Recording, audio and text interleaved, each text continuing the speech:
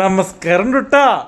അപ്പോൾ ഇന്ന് നമ്മുടെ കേരളത്തിൻ്റെ സൂപ്പർ സ്റ്റാർ സുരേഷ് ഗോപി സാറിൻ്റെ ജന്മദിനമാണ്. ഹാപ്പി ബർത്ത്ഡേ സുരേഷ് ഏട്ടാ.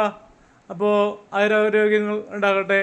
അപ്പോൾ നമ്മുടെ 2020 കമ്മീഷണർ, പിന്നെ ലേലം, പിന്നെ നമ്മുടെ സമ്മർ ഇൻ ബദൽഹേം, അങ്ങനെ ഒരുപാട് ചിത്രങ്ങളിൽ, പിന്നെ ഡോൾഫിൻ, പിന്നെ വരനെ ആവശ്യമുണ്ട്, പിന്നെ ഈ അടുത്തിറങ്ങാൻ പോകുന്ന വരാഹം എന്ന സിനിമയ്ക്കും എൻ്റെ എല്ലാവിധ ആശംസകളും നേരുകയാണ്.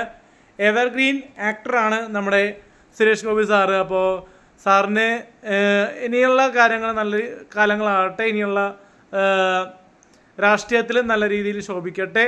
അപ്പോൾ എല്ലാവിധ ആശംസകളും ജഗദീശ്വരൻ ഈശ്വരൻ നൽകട്ടെ. അപ്പോൾ വിഷു ഹാപ്പി ബർത്ത്ഡേ സുരേഷ് ഗോപി സാറേ. അപ്പോൾ അലിൻ ജോസ് പെരേരയുടെ വക ഹൃദയം നിറഞ്ഞ ജന്മദിനാശംസകൾ നേരുന്നു. 1000 നാൾ ലോകത്തുണ്ടാകട്ടെ.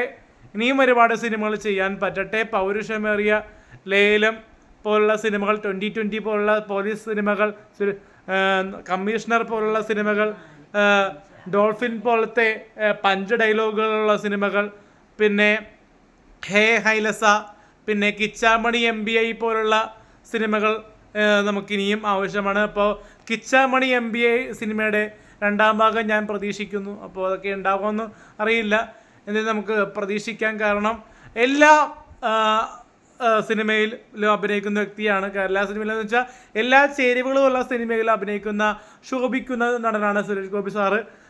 കാരണം കോമഡി ചെയ്യും, ഇമോഷണൽസായിട്ട് മണിച്ചിത്രത്താഴിലൊക്കെ അഭിനയിച്ചിട്ടുണ്ട്.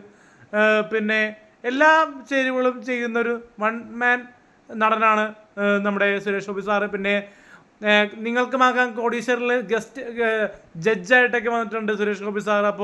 അപ്പോൾ സാറിൻ്റെ ഇന്ന് പിറന്നാളാണ്. അപ്പോൾ happy birthday Suresh Gopi sir. Happy birthday from Alin Jose Pereira.